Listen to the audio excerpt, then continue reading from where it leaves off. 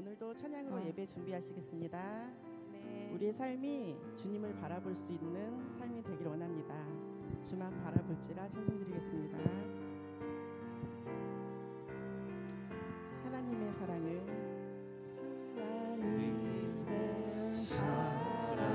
사모하는 자, 하나님의 평안을 바라보는 자, 너의 모든 것 창조하신 우리 주님이 너를 얼마나 사랑하시는지 하나님께 찬양과 경배하는 자, 하나님의 선하심을 닮아가는 자, 너의 모든 것 창조하신 우리 주님이 너를 자녀 삼으셨네.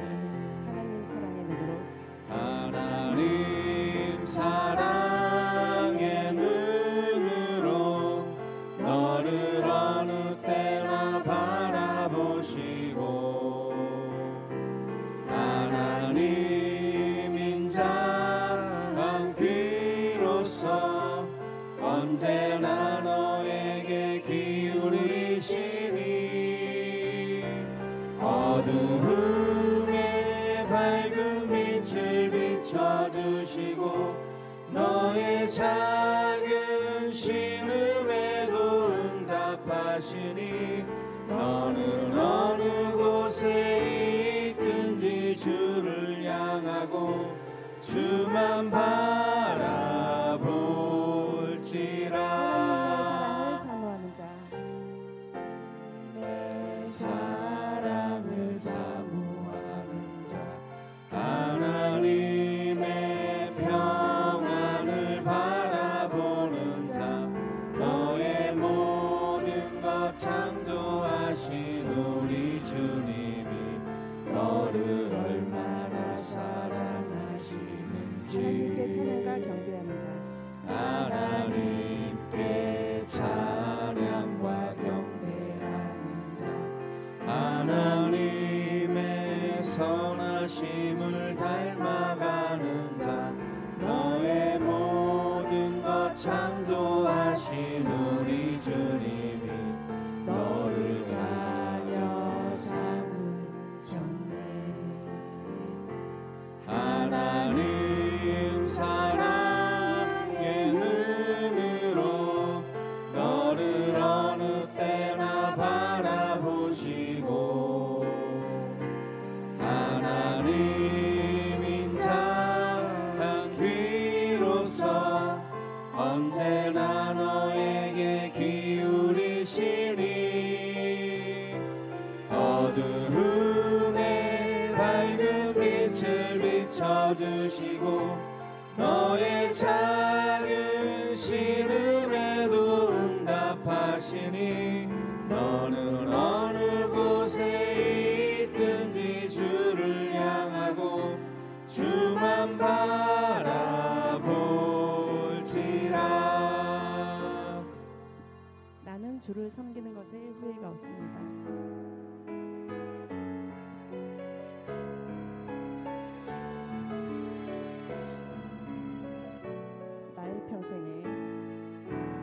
나의 평생에 가장 복된 일은 내가 예수님을 만난 것이라. 나의 평생에 가장 잘한 일은 내가 예수님을 주로 섬긴 것이라. 세상 살 동안 내가 걷는 길이 때론 험하여서 넘어질 때도 주의 강한 손이 나를 붙드시니 나는 예수님만 주로 섬기며 살리. 나는 주를 섬기는 것에 나는 주를 섬기는 것에 후회가 없습니다. 내가 걸어온 모든 시간 다 주의 은혜니 내가 걸어갈 모든 날도 주만 섬기며 살리 오직 예수 이름 부르며 살아가리라. 이것이 나의 간증이요 이것이 나의 찬송일세.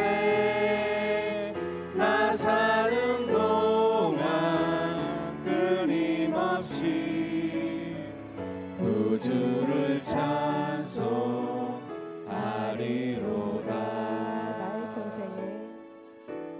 나의 평생에 가장 복된 일은 내가 예수님을 만난 것이라.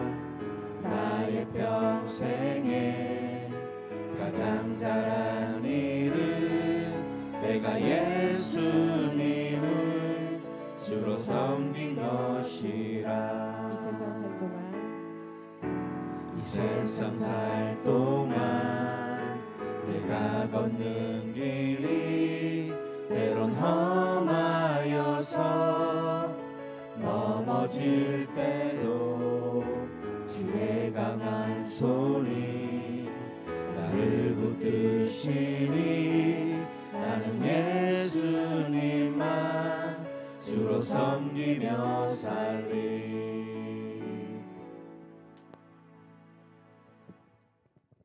살아계신 주 찬송 드리겠습니다.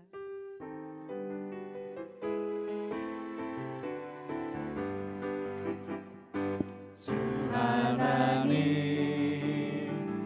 독생자 예수 날 위하여 오시었네. 내 모든 죄 용서하시고 죽음에서 부활하신 나의 구세주 살아계신 주 나의 참된 소망 걱정 근심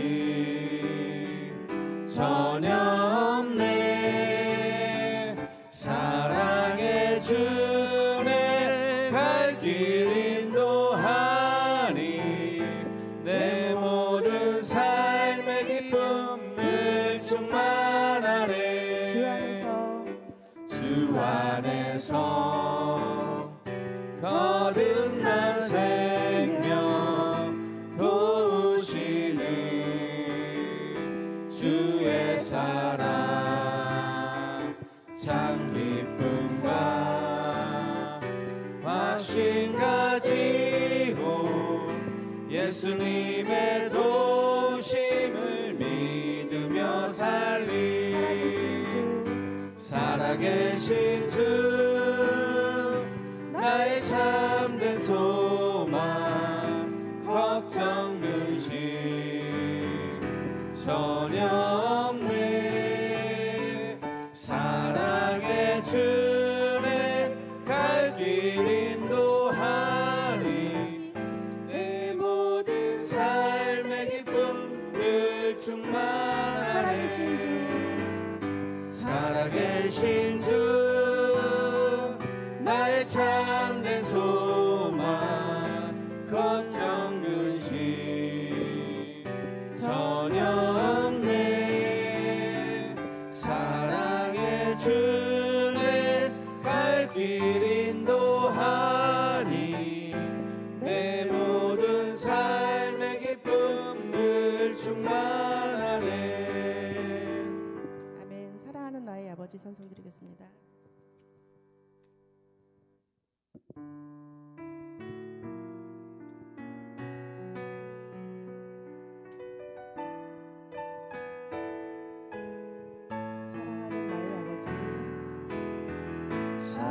사랑하는 나의 아버지 이름 높여드립니다. 찬양 속에 임하시니 능력에 주께 찬송하네 전능하신 하나님 찬양 언제나 동일하신 주 전능하신 하나님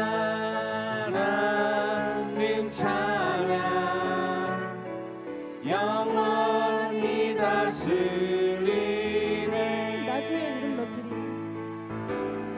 나 주의 이름 높이리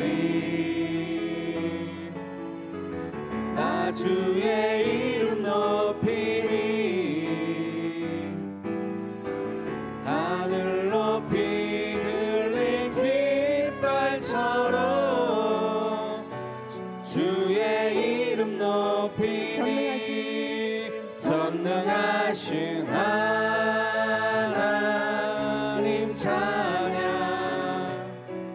언제나 동일하신 주 전능하신 하나님 찬양 영원히 다스리네 전능하신 하나님 찬양 언제나 동일하신 주 전능하신 하나님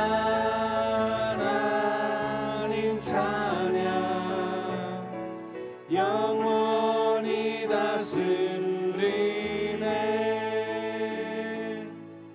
묵상으로 예배 준비하시겠습니다.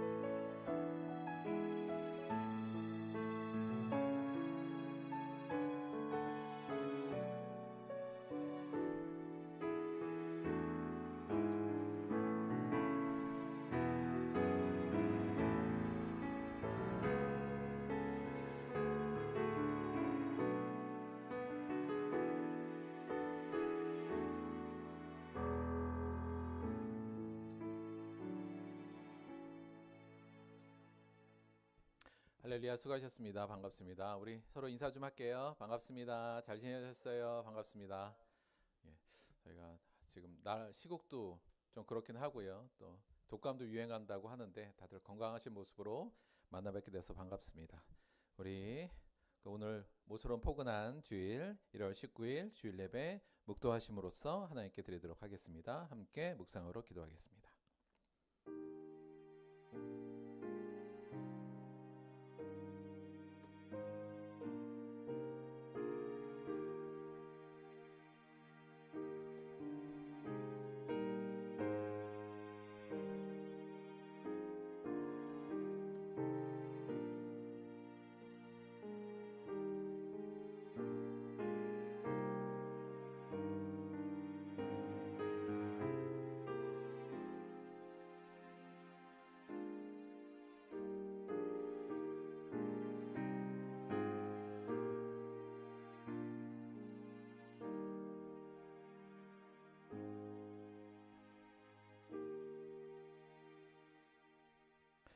너희 안에 이 마음을 품으라. 곧 그리스도 예수의 마음이니 그는 근본 하나님의 본체시나 하나님과 동등됨을 취할 것으로 여기지 아니하시고 오히려 자기를 비워 종의 형체를 가지사 사람들과 같이 되셨고 사람의 모양으로 나타나사 자기를 낮추시고 죽기까지 복종하셨으니 곧 십자가에 죽으심이라.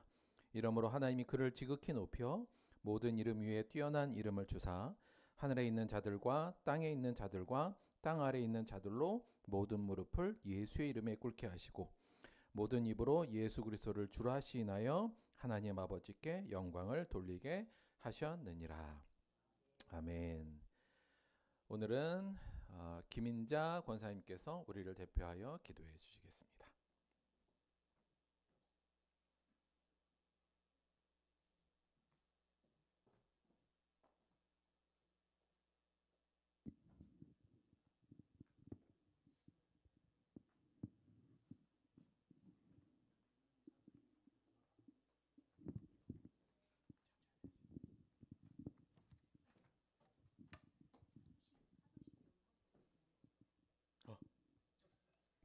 사도신경 어디로 갔지? 아, 죄송해요. 죄송해요. 그래서 늦게 나오셨구나. 일단 사도신경 하고 하도록 하겠습니다. 다 같이 사도신경 할게요. 죄송합니다. 자, 전능하사 천지를 만드신 하나님 아버지를 내가 믿사오며 그 외아들 우리 주 예수 그리스도를 믿사오니 이는 성령으로 잉태하사 동정녀 마리아에게 나시고 본디오 빌라도에게 고난을 받으사 십자가에 못 박혀 죽으시고 장사한 지 사흘 만에 죽은 자 가운데서 다시 살아나시며 하늘에 오르사 전능하신 하나님 우편에 앉아 계시다가 저리로서 산자와 죽은 자를 심판하러 오시리라. 성령을 믿사오며 거룩한 공예와 성도가 서로 교통하는 것과 죄를 사하여 주시는 것과 몸이 다시 사는 것과 영원히 사는 것을 믿사옵나이다. 아멘. 김희자 권사님께서 우리를 대표해서 기도해 주시겠습니다. 하나님 앞에 기도드리겠습니다. 사랑의 주 하나님 아버지 감사합나이다. 영광 받기를 합당하신 하나님 아버지, 이 시간 약하고 부족한 저희들을 부르셔서 주님의 귀한 은총과 은혜 속에서 신령한 하늘의 복으로 예배드리게 하여 주심을 진심으로 감사와 찬송을 드립니다. 하나님 아버지, 저희들 세상에 흩어져 살면서 주님의 말씀 속에 믿음 안에 살지 못함을 회개합니다. 용서하여 주시옵소서. 이 시간 주님 우리 가운데 오셔서 우리의 영혼을 깨워 주님을 만남으로 우리의 영의 눈을 뜨게 하옵시고 간절한 기도와 말씀 속에 나타나 너를 사랑하고 내가 믿는 예수라고 말씀하신 주님의 음성을 듣게 하옵소서. 주님을 통해 은혜 받고 성령 충만 받아 진심으로 회개하고 뉘우치는 거룩한 예배가 되게 하여 주옵소서. 주님, 돌복교회 위에 세우신 우리 목사님 갑절의 능력으로 기름 부으시고 전하시는 말씀이 듣는 자의 마음에 옥토가 되어 심령이 깨어지는 역사가 나타나게 하옵소서. 거룩하신 예수님 이름으로 감사하며 간절히 기도합나이다. 아멘.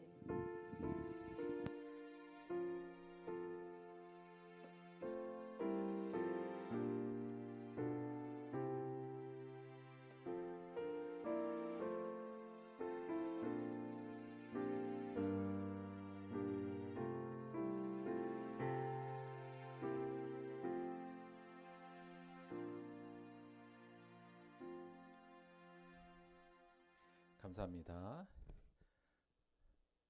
우리 오늘 김상현 성도님이 저 방송반 데뷔를 하는데 제가 실수했어요. 오늘은 저기요 실상계라 제가 실수했어요. 자, 오늘은 특별산송 우리 시우가 직접 이름을 적고 하기로 했습니다. 그런데 제가 생각해 보니까 우리끼리 한 것 중에 독창이 있었나? 누가 독창했죠?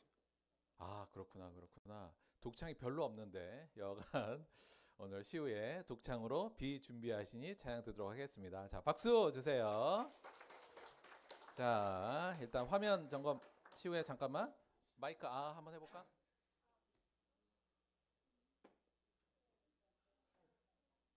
마이크 키고 위로 오케이. 자막 잘 보여? 오케이. 준비됐습니까? 방송? 오케이. 자, 쫄지 마세요, 여러분. 쫄지 마세요. 자, 여러분이 쫄면 안 돼. 자, 우리 시우의 비 준비하시니 저 박수로 청해 듣겠습니다.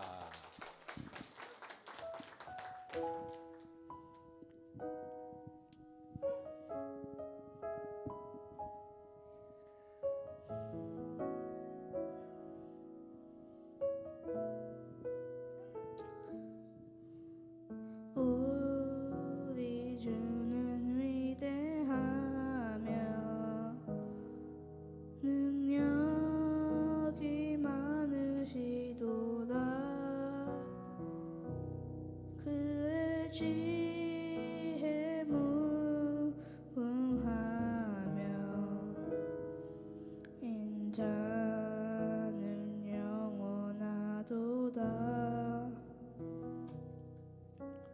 그가 구름으로 하늘을 덮으시며 땅을 위하여 비준비하시니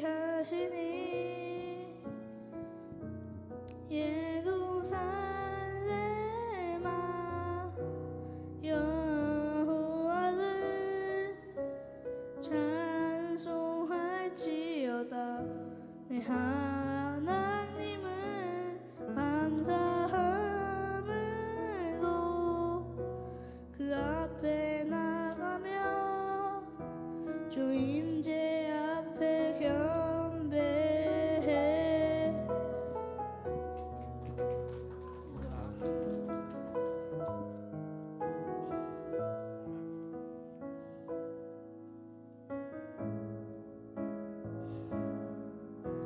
상한 자들 고치시며 상처를 싸매시도다. 별들의 수를 세시며 이름을 붙이셨도다. 그가 구름으로 하늘을 덮으시며 땅을 위하여 비준비하시니 그가 구름으로 하늘을 덮으시며 땅을 위하여 비준비하시니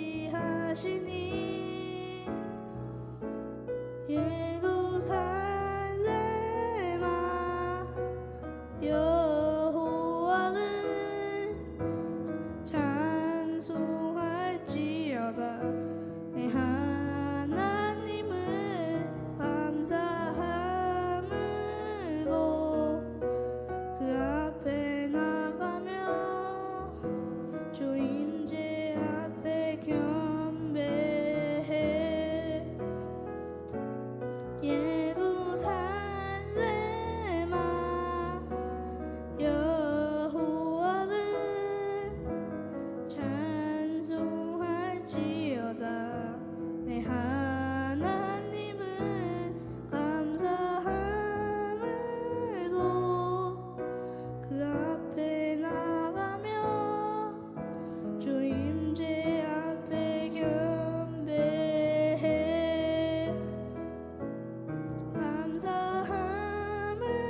감사함으로 그 앞에 나가며 주 임재 앞에 경배해. 주 임재 앞에 경배해.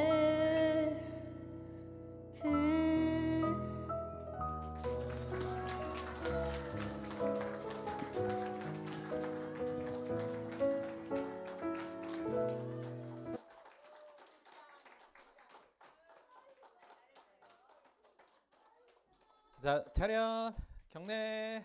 우!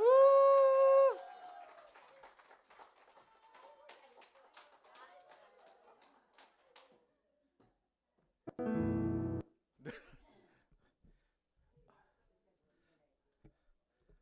세상에 간주 박수는 처음 들었네요. 제가 하여튼 시우가 아니 이게 무대 체질이네. 연습 때보다 훨씬 잘하네요. 연습 때보다 훨씬 잘했어요. 시우가 그 왜 이거 하려고 그러냐 제가 물어봤더니 요즘 많이 듣는 찬양이래요. 그러니까 제 느낌에는 아마 엄마 아빠가 많이 틀어놓은 찬양이 아닌가 싶기도 하고 많이 들었는데 너무 좋아서 우리가 한다고 하더라고요. 그래서 너무 대견하고 너무 뿌듯하고 너무 감사하다는 말씀 드립니다. 자, 오늘 본문 말씀 보도록 하겠습니다. 오늘 본문 말씀은 히브리서 10장 26절에서 31절까지의 말씀 보도록 하겠습니다.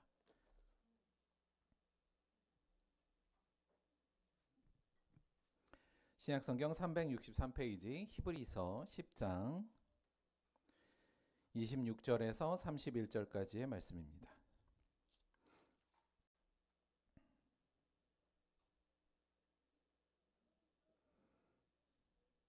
신약성경 히브리서 10장 26절에서 31절까지의 말씀 우리 교독으로 봉독하겠습니다. 제가 먼저 하겠습니다. 우리가 진리를 아는 지식을 받은 후 짐짓 죄를 범한즉 다시 속죄하는 제사가 없고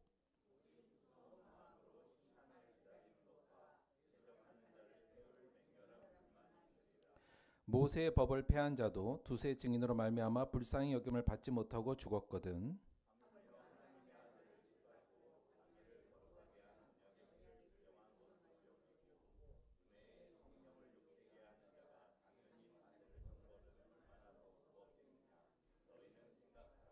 원수 갚는 것이 내게 있으니 내가 갚으리라 하시고 또다시 주께서 그의 백성을 심판하리라 말씀하신 것을 우리가 아노니 살아계신 하나님의 손에 빠져 들어가는 것이 무서울진저. 아멘. 오늘은 히브리서 10장 26절에서 31절까지의 말씀을 중심으로 해서 짐짓 죄를 범하지 말라, 이런 제목으로 하나님의 말씀 함께 나오도록 하겠습니다. 시우 이 여운이 아직 안 가셔서 조금 말씀을 마음 잡고 해볼게요. 자, 목사님 방금 밥 먹기 전에 기도 안 했죠? 제가 모천에 있을 때 아이들 데리고 이제 식사하러 식당에 갔는데 한 7, 8명을 막 데리고 간 거예요. 그래서 막 이렇게 이제 애들 뭐 시키고 뭐 이러잖아요. 그래갖고 다 시켜놓고 밥을 먹으려 그러는데 한 녀석이 이렇게 얘기한 겁니다. 목사님 밥 먹기 전에 기도 안 했죠? 자, 이거에 대한 두 가지 대답의 방향이 있습니다. 첫째, 깜빡했다, 지금 할게, 요거 하나 있고요. 두 번째, 자, 아니야 아까 다 했어, 이거예요. 언제 했는데요? 다 속으로 했어. 야, 요거죠. 제가 어떻게 했을까요? 자, 그건 비밀로 하고 자, 일단 A로 대답한 게 사실은 정답입니다. 그렇죠? 깜빡했네. 지금 할게. 이렇게 하고 수전해놓고 다시 기도하면 되는데, 이렇게 하면 그냥 실수한 거잖아요. 제가 실수한 거예요. 그런데 보통은 B로 많이 합니다. 여러분도 그러지 않나요? 보통 B로 많이 해요. 아니 아까 다 했어. 언제 했는데요? 너 안 볼 때 했어. 그리고 이제 이렇게 하는 거죠. 자, 근데 이렇게 하면 일단 실수를 한 거잖아요. 기도를 안 한 실수를 한 겁니다. 근데 이렇게 하는 순간 뭐가 되냐면 일단 거짓말을 한 게 돼요. 그렇죠? 근데 이 거짓말을 한 걸로 끝나는 게 아니라 그 다음에 나오는 감정이 뭐냐면, 아이 저 녀석이 나를 무한하게 만들고 있어, 이렇게 돼요. 물론 목사님 방금 밥 먹기 전에 기도 안 했죠, 이 얘기를 웬만하면 사람들이 잘 안 하잖아요. 알아도 안 하는데 여간 근데 그 말을 들으면 일단 그냥 아니야 했어 이렇게 얘기한 다음에 아이 저 녀석이 약간 이런 비난하는 마음이 생기고요. 좀 지나면 미워하는 마음이 생깁니다. 그리고 물론 애들한테는 보통 그렇게는 안 하지만 어른들이 그랬을 경우, 이런 경우에 미워하는 마음이 당연히 생기죠. 그리고 나서는 나중에 너도 언제 한번 실수하면 내가 가만히 안 둔다라고 생각하면서 보복할 생각을 하게 되고요. 그 사람이 조금만 뭘 잘못하면 바로 이제 내가 얘기하려고 준비하는 자세를 갖게 됩니다. 사실 A로 하면 깔끔했어요. 그렇죠? A로 하면 그냥 실수만 인정하면 깔끔했는데, 만약에 B로 가는 순간 이러한 것들이 쭉 이어집니다. 요거를 약간 다른 식으로 보면, 첫째는 이 B로 했을 경우에 이러한 문제들이 생겨요. 첫째는 이걸 하는 순간 상대를 일단 파괴하게 됩니다. 왜냐하면 비난하고 미워하고 이제 보복하려고 하잖아요, 내가. 그런 순간 상대를 내가 파괴하는 게 되고, 그렇게 되는 순간 관계가 점점 파괴됩니다. 그리고 그 관계가 파괴됨과 동시에 사실 이건 자신을 파괴하는 일이 돼요. 아울러서 자신도 파괴하고 상대방도 파괴하고 둘 사이의 관계도 파괴하고, 결국은 뭘 파괴하는 거다? 그게 하나님의 나라를 파괴하는 결과가 됩니다. 별것 아니지만 A와 B의 차이는 굉장히 크다는 것을 알 수 있어요. 자, 그러면 우리는 그냥 A로 하면 되는데 왜 자꾸 B로 갈 것인가? 이 문제죠. 왜 그런가에 대한 것에 대해서 여러 가지 방식으로 우리가 접근할 수 있겠습니다만, 이건 2007년인가 좀 오래된 책이에요. 심리학 책이긴 한데 이 책의 제목이 이렇게 됩니다. 실수는 있었다예요. 실수는 발생했는데 근데 여기 가로치고 뭐라고 써 있냐면 but not by me잖아요. 결국 무슨 얘기냐면 그러나 나 때문은 아니야 요거예요. 실수가 벌어졌긴 했는데 사실은 나 때문이 아니야. 이런 제목의 심리학 책입니다. 그래서 인간들이 왜 자꾸 실수를 하고 잘못을 했는데도 불구하고 이건 나 때문에 생긴 건 아니야 라고 이야기하는가를 심리적으로 이제 파악한 그런 책이에요.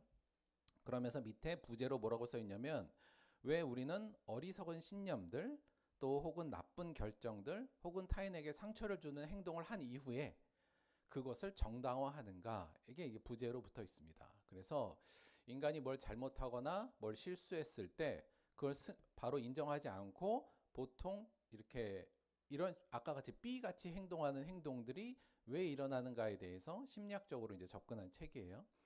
뭐 그렇게 어려운 건 아니고 저희도 자주 얘기했습니다만 결국 이 책이 얘기하는 왜 우리가 그렇게 됐는가를 한마디로 말하면 정체성의 해체 때문에 그렇다고 얘기합니다. 조금 더 설명을 드리면 이거예요. 자, 여기서 이 책에서 말하는 건 인간은 인지부조화의 괴로움을 벗어나기 위해서 자기의 실수를 인정하지 않고 합리화하는 심리적인 기제가 있고 이를 통해서 자신의 정체성을 지키려 한다. 말이 좀 어렵죠. 조금 설명을 드리자면 기본적으로 인지부조화 우리가 몇 번 설명을 드렸어요. 그러니까 나는 이게 옳다고 생각하는데 그렇지 않은 행동을 하잖아요. 그럼 사람이 마음속으로 불편해요. 그렇죠? 이걸 하면 안 된다는 걸 아는데도 불구하고 내가 하고 있으면 마음이 굉장히 불편하잖아요. 그러면 어떻게 해야 되냐면 이걸 해결하려면 안 하던가. 근데 하게 되면 어떻게 되냐면 내가 한 실수를 합리화해야만 이 상태가 좀 해결이 됩니다.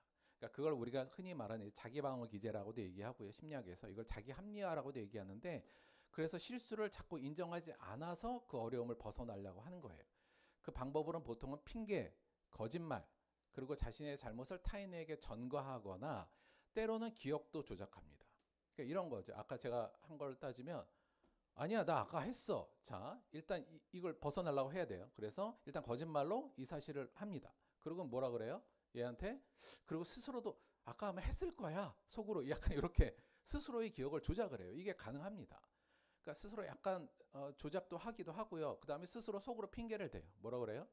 얘들이 아주 나를 시끄럽게 만들고 자꾸 말을 시켜갖고 내가 까먹은 거지. 원래 나는 안 그런데 얘들이 나를 복잡하고 시끄럽게 만들어서 사실 애들 엄청 시끄럽게 하거든요. 밥 뭐 시켜달라 하고 뭐 정신 없어요. 그래서 그랬어라고 핑계도 대고요.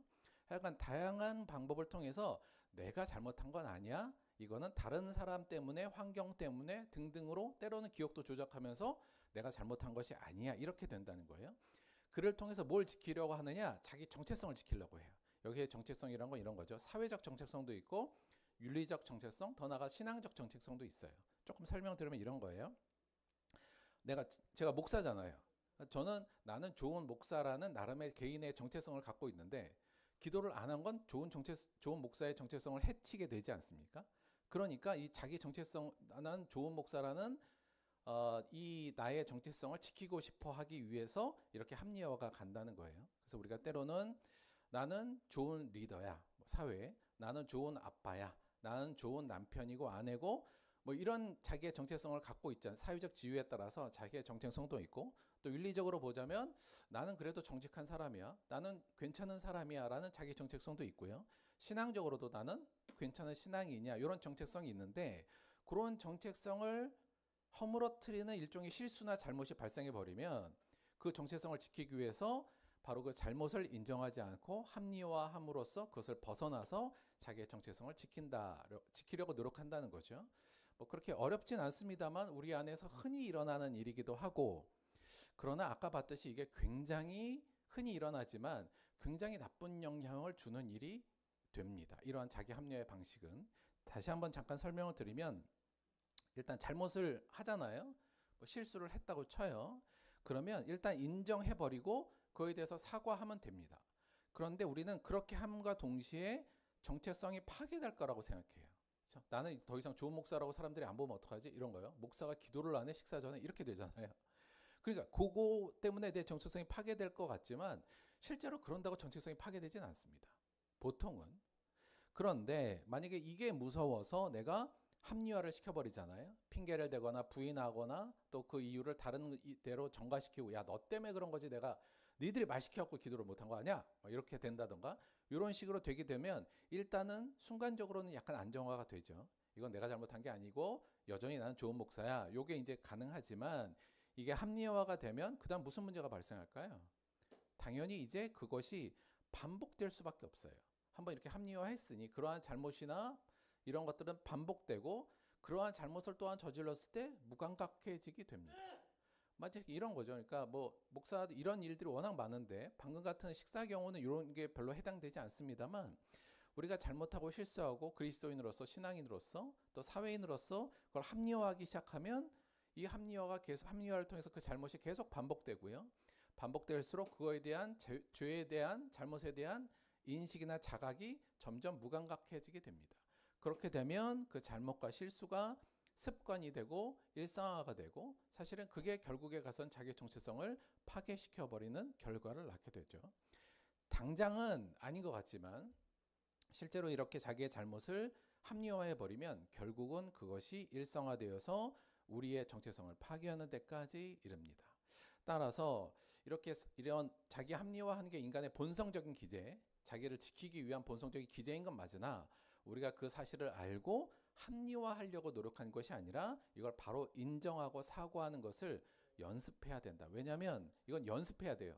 왜냐하면 이게 합리화는 본능적으로 나오는 거거든요. 근데 인정은 본능적으로 안 나오기 때문에 연습하고 훈련해야 되는 게 반드시 필요하다. 그것이 우리의 사회적 나의 정체성을 지키거나 윤리적 정체성을 지키는 것도 더 나아가서 나의 신앙적 정체성을 지켜내는데도 매우 중요한 일이라는 사실을 꼭 기억해 주셨으면 좋겠습니다. 오늘 말씀을 보면 사실 오늘 말씀이 조금 논란이 많이 되는 본문이에요. 우리가 히브리서 지금 이제 공부하려고 하는데 지난주 말씀에 이제 그 후반부인데 일단 한번 읽어볼게요. 우리가 진리를 아는 지식을 받은 후 짐짓 죄를 범한즉 다시 속죄하는 제사가 없고 오직 무서운 마음으로 심판을 기다리는 것과 대적하는 자를 태울 맹렬한 불만이 있으리라. 모세의 법을 폐한 자도 두세 증인으로 말미암아 불쌍히 여김을 받지 못하고 죽었거든. 하물며 하나님의 아들을 짓밟고 자기를 거룩하게 한 언약의 피를 부정한 것으로 여기고 은혜의 성령을 욕되게 하는 자가 당연히 받을 형벌은 얼마나 더 무겁겠느냐 너희는 생각하라. 원수 갚는 것이 내게 있으니 내가 갚으리라 하시고 또 다시 주께서 그의 백성을 심판하리라 말씀하신 것을 우리가 아노니 살아계신 하나님의 손에 빠져 들어가는 것이 무섭다. 무서운 것이다. 이렇게 얘기를 해요. 자, 이 전체적인 내용이 굉장히 좀 무섭고요. 또 이거에 대해서 사실은 신학적 논증도 굉장히 많습니다. 사실은 그래서 장로교에서는 이 본문을 크게 설교로 보통 안 보는 본문이긴 해요. 왜냐하면 장로교에서는 근본적으로 예수를 믿고 난 다음에 타락한다는 사실을 자체를 별로 인정하지 않는 부분이 좀 있어요. 그러니까 성도의 견인이라 그래서 하나님께서 우리를 구원하시려고 작정하셨다면 그게 실패할 리가 없다. 그래서 한번 예수를 믿는 사람은 결코 구원에서 탈락하지 않는다는 기본적인 교리를 갖고 있습니다. 근데 이 말씀은 그거와 좀 다른 말씀으로 전해지기 때문에 물론 그거에 대한 논증은 오늘은 하지 않겠습니다만 조금 불편하게 여기는 부분도 있는 본문이에요. 그러나 저는 이 본문이 굉장히 좀 중요한 본문으로 우리한테 오늘날에도 의미가 있다 이렇게 생각이 듭니다. 자, 일단 이 본문에 대한 내용을 조금 공부하면 저희가 이제 슬래시를 쳤잖아요. 26절에 우리가 진리를 아는 지식을 받은 후 짐짓 죄를 범하면 이게 이제 메인이고요. 그 뒤는 그 결과를 쭉 이야기해 주는 겁니다. 자, 그래서 진리를 아는 지식을 받은 후에 우리가 짐짓 죄를 범하면 어떻게 되느냐의 결과에 대해서 설명하고 있는 건데 첫째는 다시 속죄하는 제사가 없다는 게 이 본문의 이야기. 여기서 제사가 없다는 건 재물이 없다고 이해하시면 돼요. 재물. 그러니까 우리가 잘못을 했을 때 어떤 재물을 통해서 다시 속죄를 받는데 우리가 예수를 통해서 그 속죄를 받았지만 이걸 잘못하면 다시는 속죄하는 재물이 남아있지 않다. 다시는 용서받지 못한다는 개념으로 이야기되는 거죠. 그래서 사실 이게 저희들한테 좀 어려운 부분입니다.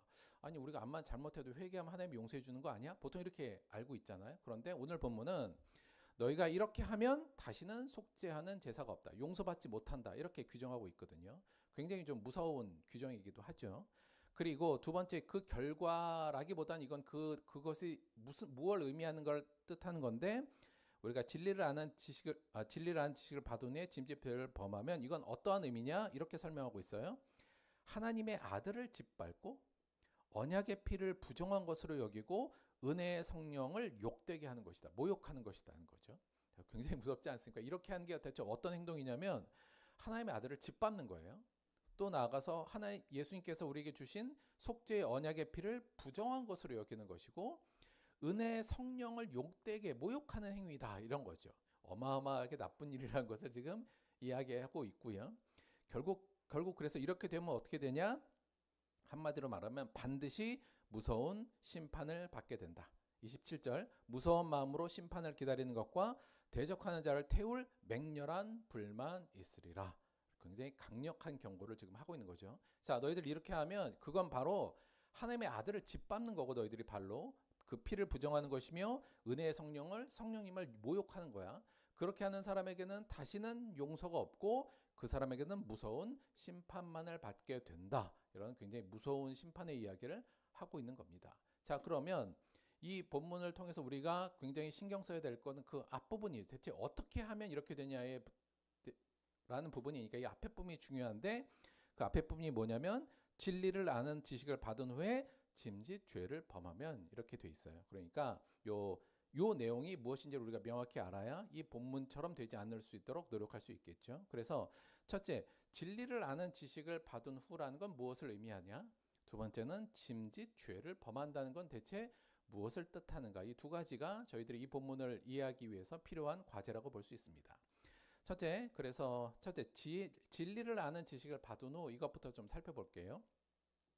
자, 진리를 아는 지식을 받은 후 요거 약간 조금 더 진리를 아는 지식이 약간 헷갈리잖아요. 둘 다 같은 말인 것 같고 요걸 이렇게 이해하시면 돼요.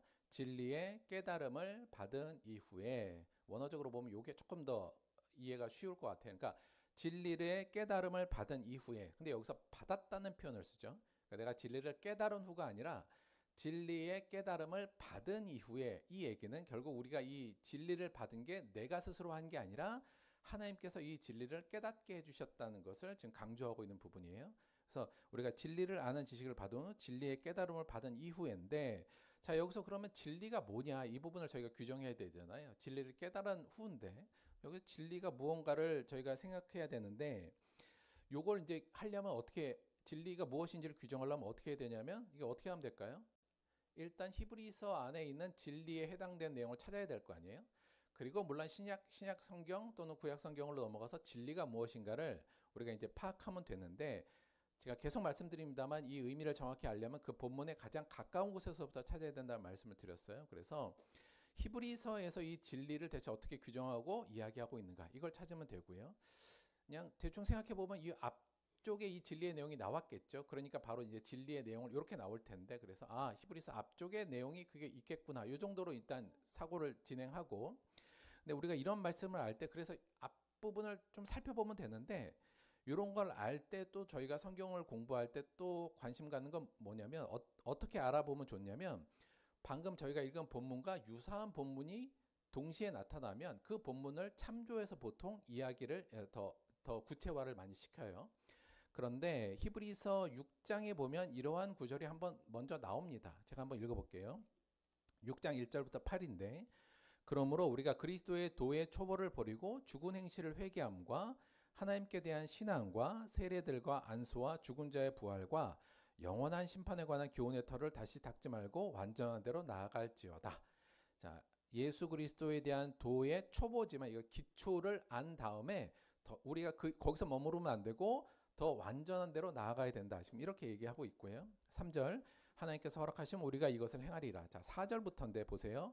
한 번 빚을 받고 하늘의 은사를 맛보고 성령에 참여한 바 되고 하나님의 선한 말씀과 내세의 능력을 맛보고도 타락한 자들은 다시 새롭게 하여 회개하게 할 수 없나니 이는 그들이 하나님의 아들을 다시 십자가에 못 박아 드러내놓고 욕되게 함이라.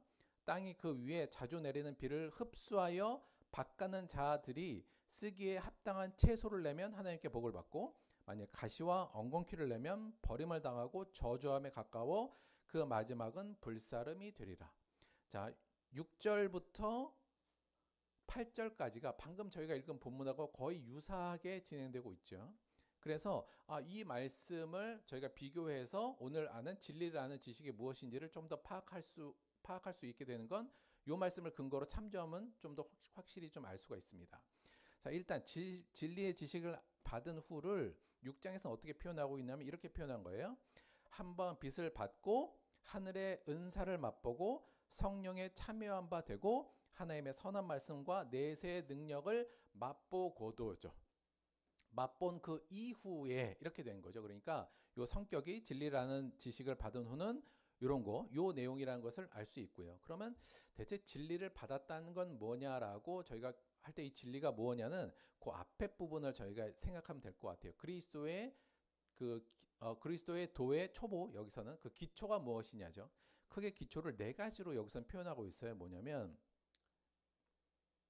1절부터 3절까지 첫째는 죽은 행실을 회개하고, 이게 우리가 처음에 예수를 믿는 과정이에요. 우리가 그동안 하나님을 모르고 하나님을 인정하지도 않고 살았던 그 죽은 행실들을 회개하고, 그 다음에 하나님에 대한 신앙을 갖게 되고, 그 다음에 우리가 뭘 배워요? 예수 그리스도를 통해서 온 십자가의 은혜를 배워서 세례를 받죠. 그것이 곧 내가 그리스도를 이제 주로 섬기겠다는 우리의 하나의 의식이잖아요. 그러니까 세례를 받고 그 다음에 뭘 소망하게 되냐면 죽은 자의 부활과 영원한 심판을 믿고 그것을 소망하게 되는 요 자체가 그리스도의 도의 기초, 요거죠. 그러니까 한마디로 이걸 받은 이후에 이렇게 되는 거죠. 이걸 받았다는 건 한마디로 다시 얘기하면 방금 얘기한 것처럼 예수님의 구속의 은혜를 통해서 하나님의 백성이 되어서 성령의 인도하심을 받고 부활과 심판을 소망하여 살아가는 자가 된 이후에 이렇게 돼요. 길게 돌아오긴 했습니다만 한마디로 말하면 그리스도인으로 부름을 받은 후에 이렇게 되겠죠. 그러니까 진리를 아는 지식을 받은 후는 내가 그리스도로 주께서 부름을 부르셔서 내가 아름답고 영광스러운 그리스도인으로 부름을 받은 이후에 이렇게로 저희가 규정하면 될 것 같아요. 요 성령을 진리를 아는 지식을 받은 후에, 자, 그 다음이 문제인데 짐짓 죄를 범하면이잖아요. 자, 여기가 저희가 핵심이에요. 한마디로 말하면 짐짓 죄를 범하면 아까와 같은 1, 2, 3번의 결과가 나타난다는 얘기니까 이게 대체 뭔지를 알아야 되는데, 첫 번째 먼저 죄를 범하면이 무엇인가, 여기서 말하는 죄가 무엇인가를 저희가 조금 살펴볼 필요가 있어요. 대체 무슨 죄를 지으면 그렇게 된다는 건가, 이 부분이죠. 자, 그럼 여기서 죄를 규명하기 위해서는 뭘 또 살펴봐야 될까요? 요것도 말씀드렸지만 늘 앞뒤 안에서 찾는 게 제일 중요하다는 말씀을 드렸어요. 멀리 가서 찾으면 안 돼요. 근데 앞뒤에 왔다 갔다 하면서 찾으면 되는데, 일단 여기 죄를 범하면이라는 말 자체의 원어적 의미가 이게 현재형으로 돼 있어서 그 의미는 죄를 반복적이고 지속적으로 지으면 이렇게 돼요. 그러니까 그냥 한 번 짓는 게 아니라 여기에 범하면이라는 게 현재형으로 돼 있어서 헬라어에 그 의미가 반복적으로 지속적으로 지금 지우고 있음을 이야기하고 있어요. 자, 그러면 무슨 죄냐? 무슨 죄를 그렇게 반복적으로 지속적으로 지으면 다시는 용서하는 것이 없고 무서운 심판만이 기다린다고 경고하고 있느냐? 요 죄의 내용을 규명해야 되는데, 사실 26절 앞에 우리말에는 생략되었는데 그 앞에 왜냐하면이라는 사실은 접속사가 붙어 있어요. 이 얘기는 바로 앞에 있는 내용과 연결된다는 거예요. 자, 그 앞에 있는 내용이 지난주 설교 내용입니다. 다시 말씀을 드리면, 왜냐하면 결국 이 죄를 범하면 왜냐하면 이렇게 나오기 때문에 그 앞에 내용이 죄의 내용으로 나오는데, 지난주에 말했던 죄의 내용이 뭐였냐면 모이기를 패하고 예수님의 계명인 사랑과 선행의 삶을 살지 않는 죄예요. 그러니까 요 죄를 범하면 안 된다. 그래서 그리스도의 날이 가까울수록 우리가 더욱더 모이고 예수의 계명인 사랑과 선행의 삶을 살자. 왜냐하면 그렇게 하지 않으면 이렇게 진행되는 이야기란 얘기예요. 그래서 여기서 짐짓 죄를 범하면의 근본적인 내용의 그 죄의 내용은 모이기를 패하고 예수님의 계명인 사랑과 선행을 삶을 살지 않는 것, 이렇게 일단 저희가 규정해낼 수 있고요. 또 하나가 방금 우리가 봤던 유사 본문에서 그 내용을 조금 더 유추할 수 있어요.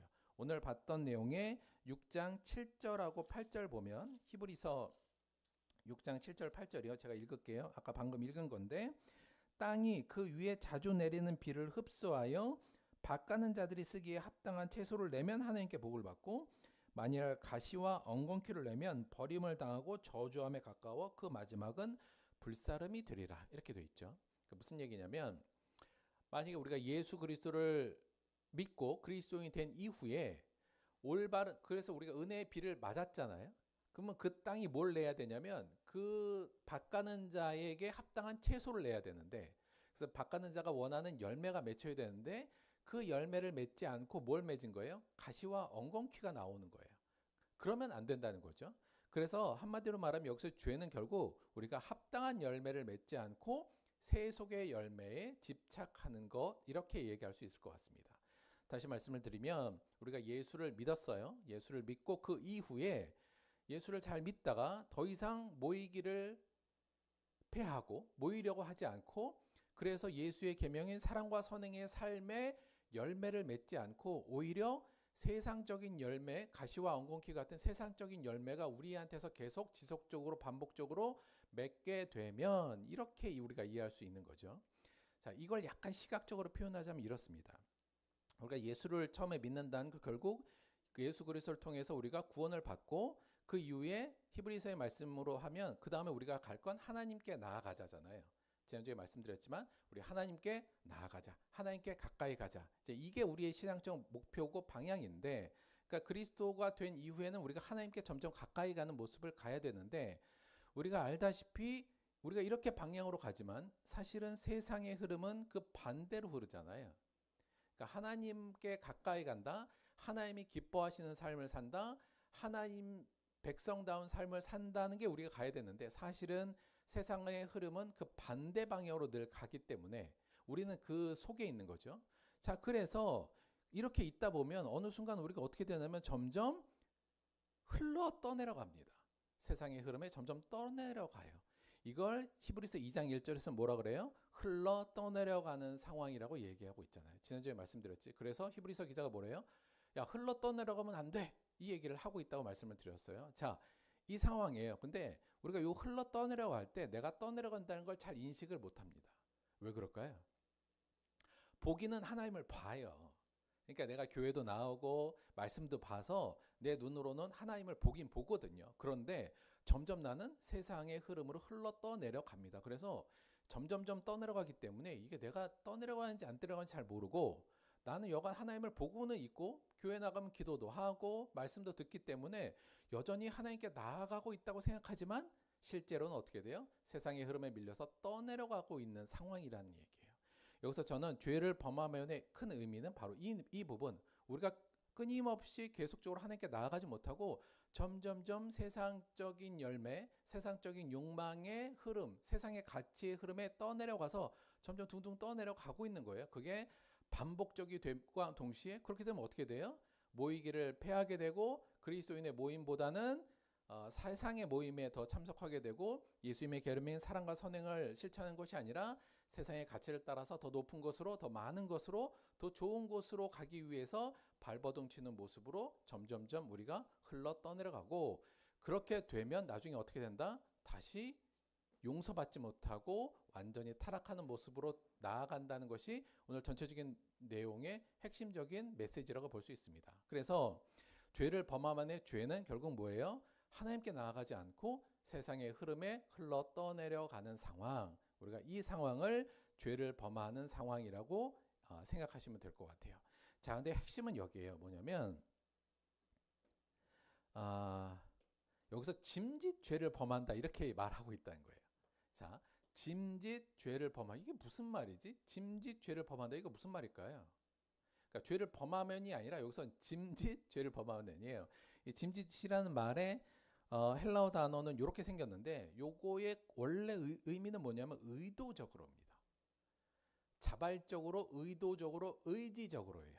그러니까 짐짓 죄를 범하면은 한마디로 말하면 의도적으로, 자기 자발적으로 그게 죄인지도 알면서도 죄를 범한다는 얘기입니다.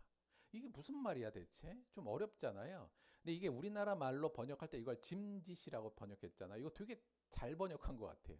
우리가 짐짓이란 말을 언제 쓰냐면 저기서 누가 나한테 선물을 주는데 짐짓 모른 채 한다. 약간 이런 거잖아요. 그러니까 알지만, 그러니까 모르는 척하고 마음은 아니지만 일부러 뭔지를 안다는 약간 이런 뉘앙스예요. 그러니까 마음은 아니지만 일부러 나는 그렇게 할게, 알고는 있지만 일부러 한다는 약간 이 이미지가 있거든요. 이게 대체 무슨 말인가? 짐짓 죄를 범하면 이 말대로 하자면 이렇게 저희가 이해할 수 있는 거죠. 예수님의 명령을 무시하여 모이기를 패하고 사랑과 선행의 열매가 아닌 세상의 열매를 추구하는 것이 죄인 줄을 알면서도 의도적으로 그 죄를 지속적으로 범하면 이제 결론적으로 이렇게 이해되는 건데, 대체 이게 무슨 상황이냐가 고민스러운 거예요. 원래 정상적이면 이게 불가능합니다. 무슨 얘기냐면 이게 정말 모이기를 패하고 사는 것 열매가 아니라 세상적인 걸 추구하는 게 나쁜 거라는 걸 내가 죄라는 걸 알아요. 근데 이걸 반복적으로 계속 취하고 있는 건 이건 불가능합니다. 왜냐면 인지부조화예요. 그래서 늘 괴로워서 이대로는 사람이 보통 못 살아요. 해결한 방법은 두 가지죠. 안 하거나 두 번째 방법은 뭐예요? 이거를 합리화해 버리면 됩니다. 자, 그래서 저는 이 내용은 결국 뭐냐면 알면서도 그 죄를 계속 짓는 이 방식은 결국은 한 가지 방법밖에 없는 거예요. 그 죄를 합리화해서 계속 반복적으로 해 나가고 있는 상황을 이야기하고 있다고 볼 수 있습니다. 한마디로 말하면 죄인 줄은 알지만 이를 합리화해서 반복적으로 죄를 범하면 이렇게 저희가 오늘날로 이해하면 될 것 같아요. 그러니까 내가 이게 죄인지 알아요. 내가 뭐 교회보다는 세상 모임에 더 나가고 하나님을 위한 기쁨이나 하나님이 원하신 열매가 아니라 세상의 열매에 집착하면서 사는 게 나쁜 건지 압니다. 그런데 계속 하고 있어요. 그러면 어떤 식으로 이걸 합리화할까요? 끊임없이 내가 이 부분을 나름대로 합리화하면서 지금 진행해 나가고 있다는 얘기입니다. 그것이 엄청나게 위험한 사실이라는 것을 지금 지적하고 있는 거죠. 보통 어떻게 합리화할까요? 보통 이런 상황에서 일단은 망각하거나 무시하는 경우가 많이 가능한 것 같습니다. 그러니까 내가 죄 속에 있는 걸 자꾸 잊으려고 해요. 그러니까 이거 죄인데라는 생각이 들잖아요. 이거 하나님 보실 때는 기쁜 일이 아닌데라고 들지만 그냥 바로 그냥 지나가 버리는 거죠. 그리고 그냥 그 논의와 사고를 빨리 잊어버리고 무시하고 지나쳐 버리는 방식으로 합리화하던가, 이건 합리화라기보다는 약간 무시 쪽에 가까운데 여간 그렇든가, 아니면 제일 좋은 합리화는 핑계 대는 겁니다. 어떤 식으로요? 야, 지금이 제일 바쁜 시기 아니야 내 인생에서, 뭐 이런 거요. 지금은 나 이거 해야 되는 시기잖아, 뭐 이렇게 합리화를 하든가.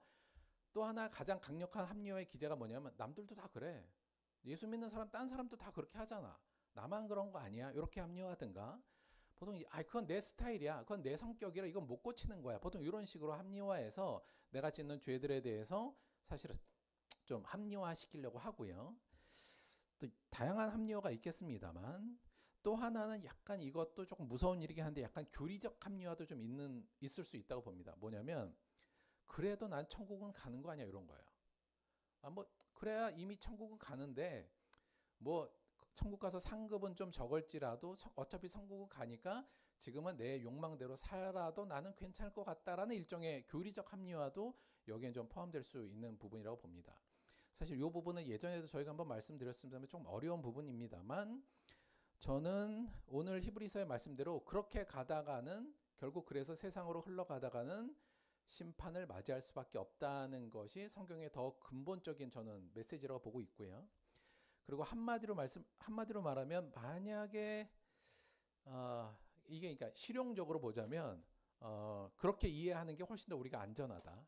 일단 이 말씀도 한번 더 드려요. 그래서 근본적으로 이 합리화를 통해서 내 죄가 지속적으로 반복이 된다면, 짐짓 이 범죄를 합리화를 통해서 끊임없이 반복된다면 결국 그것은 어떤 결과로 우리에게 이루어지냐, 다시 용서할 수밖에 없는 타락으로 예수 그리스도를 짓밟고 그의 피를 부정하며 성령님을 모독하는 행위를 하게 되는 거고, 결국 우리에게는 무서운 심판이 올 수밖에 없다는 것을 오늘 히브리서는 우리에게 강력하게 경고하고 있습니다. 전 따라서 우리가 이 죄 또는 실수일 수도 있어요, 또는 이런 잘못들에 대해서 합리화하지 않으려는 노력이 중요합니다. 그 합리화가 계속 될수록 이렇게 살아도 돼, 딴 그리스도인들도 다 이렇게 사는데 뭐 나만 그런 거 아니야, 그리고 이 시기만 지나면 열심히 할 거야, 뭐 이런 등등의 합리화가 결국은 우리의 그리스도인의 정체성을 망가뜨리고 해체시킬 수 있다는 것에 대해서 심각하게 같이 한번 생각해 주시기를 다시 한번 부탁을 드립니다. 짐짓 죄를 범하지 말라 정리해 볼게요. 첫째, 우리는 잘못, 실수, 죄를 범했을 때 이를 합리화하여 피하려고 하는 본능적인 심리적 메커니즘이 있다. 이거 아셔야 됩니다. 이걸 알아야 나를 잘 이해할 수 있어야 잘 벗어날 수 있어요. 이건 누구나 있어요. 그래서 본능적으로 있다는 걸 기본적으로 알고, 그러나 죄의 합리화는 죄를 습관화시키고 결국 자신의 정체성을 파괴하는 결과를 낳는다는 것을 반드시 기억하고 명심합시다.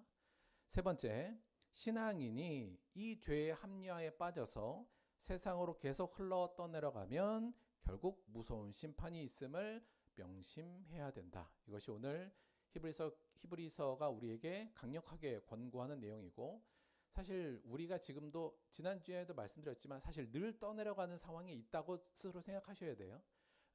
그래서 뭔가 붙잡을 게 있어야 되고 앞으로 나아갈 게 있어야 되거든요. 물론 교회가 그 역할을 해야겠지만 개인적으로도 이 경각심을 갖고 내가 흘러 떠내려가지 않도록 노력해야 된다.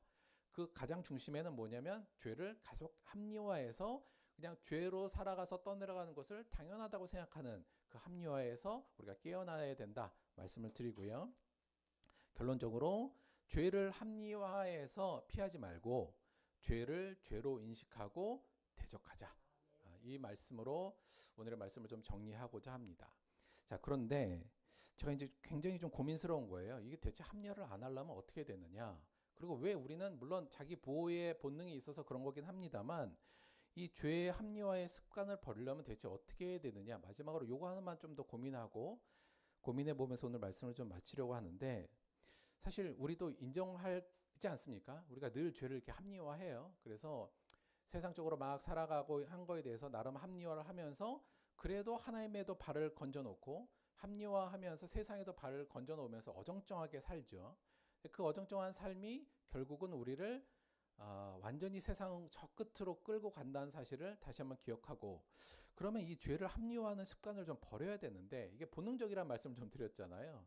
이게 되게 어렵습니다. 그냥 순간적으로 나오기 때문에. 그런데 이 죄의 합리화를 습관을 버리려면 어떻게 해야 되느냐, 조금 더 고민스러운데 한 가지만 조금 제안을 드리자면 이렇게 말씀드릴 수 있을 것 같아요. 완벽주의적 강박에서 벗어나 자신에게 조금 더 너그러울 필요가 있다는 부분입니다. 무슨 얘기냐면, 제가 볼 때 오늘날의 세상은 너무 우리에게 완벽한 것을 강요하는 사회라는 생각이 듭니다. 그러니까 다 완벽해야 돼요. 마치 슈퍼맨 같은 것을 요구해요. 그래서 나는 좋은 아빠이기도 하고 좋은 직장이기도 하고 좋은 리더여야 되고 좋은 남편의 좋은 아버지의 뭐 다 좋아야 돼요. 다 잘해야 되죠. 그러니까 그런 압박감이 우리들한테 늘 있어서 여기서 내가 뭐 하나라도 삐끗하게 되면 나는 굉장히 패배자라고 느끼고, 완벽하지 못하면 뭔가 내가 부족한 사람으로 느끼는 부분이 많은 것 같습니다. 그것이 사회적인 압력으로 우리한테 계속 오고 있는 것 같아요. 사실 그래서 드라마 같은 거 보면 그렇잖아요. 주인공은 너무 완벽해요. 생기기까지 잘생겼는데 공부도 잘하고 뭐 성격도 좋은데다가 막 별의별 특기와 능력까지 엄청 다 있어요. 그러니까 그런 사람들이 이 세상에서 가장 아름다운 표본으로 모델링이 되고, 사회에서도 계속 그런 걸 강조하다 보니 부모는 자식에게 그런 완벽함을 강조하고 또 자기도 자기 스스로에게 그 완벽함을 강조하다 보니까 작은 실수도 본인 스스로가 용납하지 못하는 경우들이 굉장히 많습니다. 여러분, 목사도요, 식사하기도 실수할 수 있어요. 목사도 바쁘고 그러면 식사하기도 안 하고 먹을 때 있어요. 그냥 받아들이면 됩니다. 그렇잖아요. 제가 목사도 이럴 수 있지, 뭐 목사가 완벽해? 목사도 식사기도 뭐 놓칠 수 있어. 이게 뭐 제가 무슨 설교를 베꼈다든가 무슨 목사가 500만 원짜리 뭐 시계를 찼다 이런 게 아니잖아요. 목사의 정체성을 완전히 파괴시키는 그런 건 아닌데, 그냥 요 식사기도 그럴 수 있지. 뭐 내가 목사로 내가 완벽한 존재인가? 그런 거 아니고 나도 실수도 하는 존재고 나도 신앙적으로 목사지만 뭐 늘 부족한 사람이지. 그렇게 스스로가 생각하면 그 상황에서 미안해. 깜빡했네. 나 기도 지금 할게. 이러면 돼요.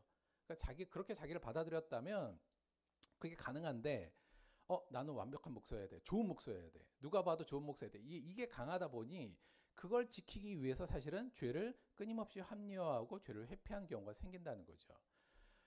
여러분 보시면 저 엄청 실수 많이 하잖아요. 원래 그렇습니다. 제가 그러니까 목사, 성도들도 목사라고 하면 그렇죠? 외모도 완벽해야 되고 설교도 잘해야 하는 데다가 뭐도 잘하고 노래도 잘하고 다 잘해야 되는 거를 늘 상정하잖아요. 그래서 목사들도 늘 신경을 쓰이고 막 그거에 맞추려고 노력하는 거, 사실 그것만 좀 내려놓고 목사도 사람인데 뭐 그럴 수 있어 라고 내가 스스로 생각하면 이러한 죄의 합리화에 좀 덜 빠진다. 여러분도 세상에서 내가 너무 완벽해야 된다는 생각이 드니까 사람들한테 너무 세상에 나가서 완벽한 모습으로 보이려고 하다 보면 세상의 것의 그 완벽함의 압력 때문에 사실 거기에 매달리다 보니까 하나님한테 신경을 덜 쓰게 되고 그런 모습이 되거든요. 그래서 저희가 죄의 합리화의 습관을 좀 버리려면 완벽주의적 강박에서 벗어나서 자신에게 조금 너그러울 필요가 있다. 나 이 정도 실수할 수도 있는 사람이야. 그래도 돼. 이 정도의 자신에게 너그러움을 갖는 것이 저는 죄의 합리화를 습관에서 벗어날 수 있는 하나의 방식이고 또 하나의 중요한 하나의 매개체가 될 수 있는 생각이다. 이런 생각이 듭니다. 여러분 오늘 시우가 완벽했어요? 완벽하진 않았잖아요. 근데 왜 우리가 다들 감동받고 박수를 쳤어요? 사실 제가 시우가 이 찬양을 해서 야 시우야 너 이 찬양하면서 뭐가 제일 좋았어? 무슨 가사가 제일 좋아? 이거 물어봤거든요 지난주에. 시우가 뭐라 그랬게요? 그 중에 무슨 가사가 제일 좋았다 그랬게요? 예루살렘아 여호와를 찬송할지어다. 이 가사가 제일 마음에 들었어요. 이렇게 얘기하더라고요. 하나님을 찬송하겠다는 마음이 중요하지. 그렇죠? 음정 박자 이게 뭐가 중요하겠어요? 그거 완벽하지 않아도 되거든요. 근데 우리는 완벽해야 돼요. 그래서 내가 여기서 나와서 노래를 하려면 하나님의 마음뿐만 아니라 음정 박자에 막 표정까지 완벽해야 된다는 생각 때문에 잘 못 나오는 거 아니에요. 그래서 그냥 나와서 그냥 하면 돼요. 내가 그렇게 완벽할 필요도 없고 그냥 그 하나님에 대한 마음만으로 찬양하면 모든 이게 감동을 주잖아요. 저는 우리가 좀 자신에게 좀 너그럽자. 너무 완벽하려고 할 필요 없다. 그리고 서로에게도 완벽한 걸 그렇게 요구할 필요도 없고 이 완벽함의 강박에서 벗어날 때 우리가 이 죄의 합리화의 습관을 좀 벗어나서 조금 더 하나님이 보시는 아름다운 하나님께로 나아간 길에 도움이 될 거라고 생각합니다. 우리 모두 죄의 합리화의 습관을 버리고 죄로부터 죄를 지었을 때 그냥 바로 직시하고 인정해요. 그리고 고쳐나가도록 노력합시다. 그것을 통해서 하나님께로 나아갑시다. 그것이 우리가 사는 길이며 우리가 행복한 길이고 우리가 평안한 길이 될 겁니다. 그 모습으로 나아가게 되기를 주님의 이름으로 축원드립니다. 말씀 생각하시면서 함께 잠시 동안 기도하도록 하겠습니다.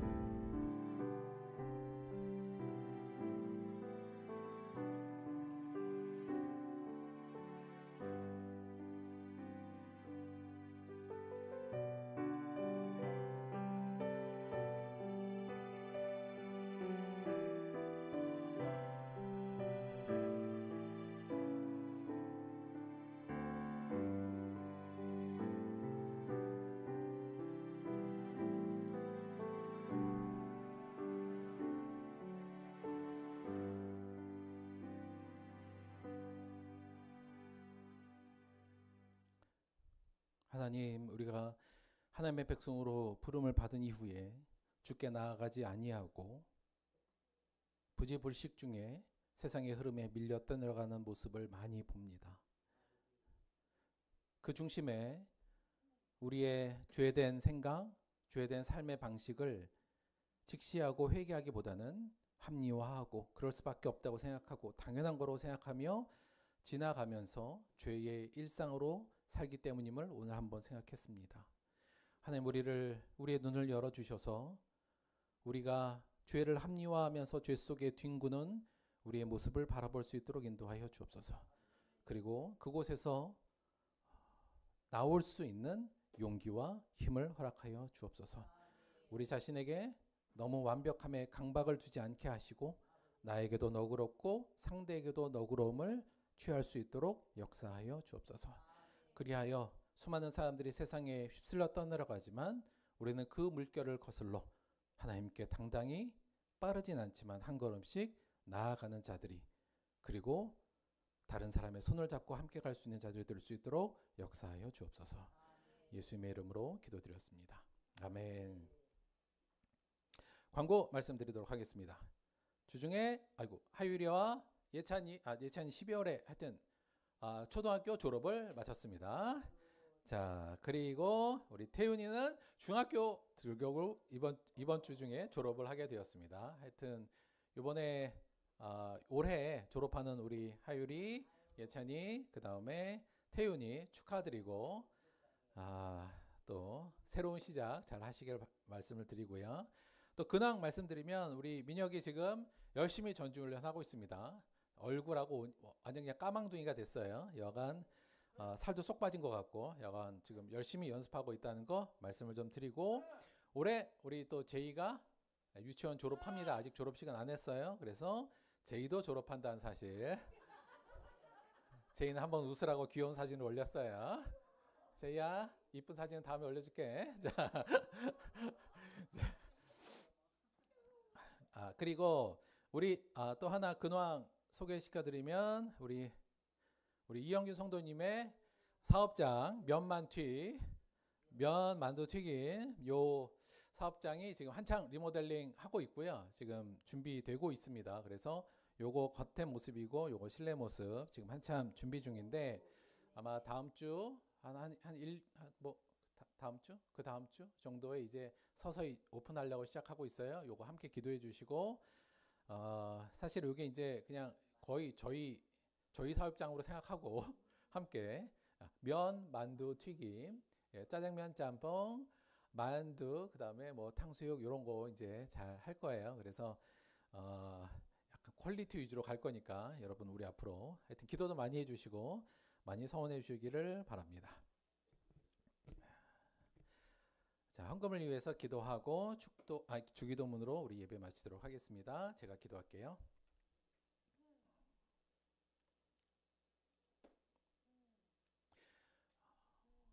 하나님, 그리스도인으로 산다는 것이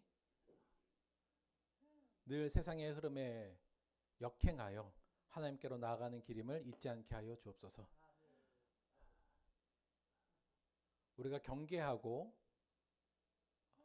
정신 차리지 않으면 늘 세상의 흐름에 흘러간다는 사실을 오늘 말씀을 통해 다시 한번 생각합니다.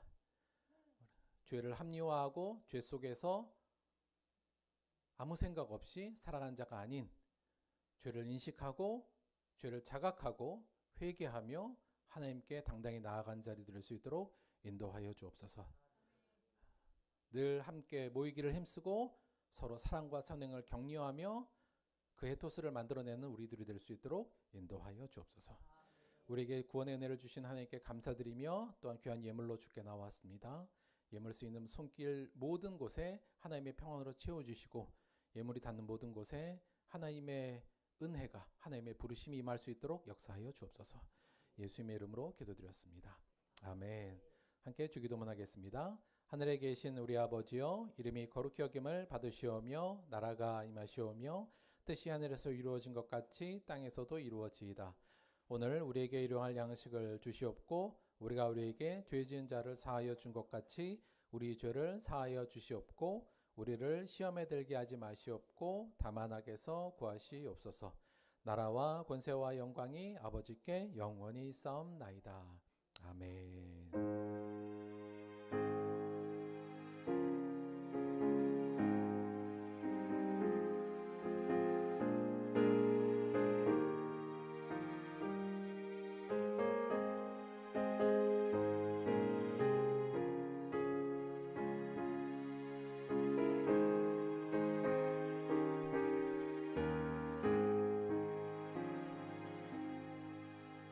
수고하셨습니다. 하나님께 감사의 박수 드리겠습니다. 요건 광고는 아니지만 다음 주는 저희 설 전주잖아요. 그래서 저희 뭐 떡국도 먹긴 할 텐데 우리 애들 세뱃돈 줘야 되거든요. 꼭 오시기 바랍니다.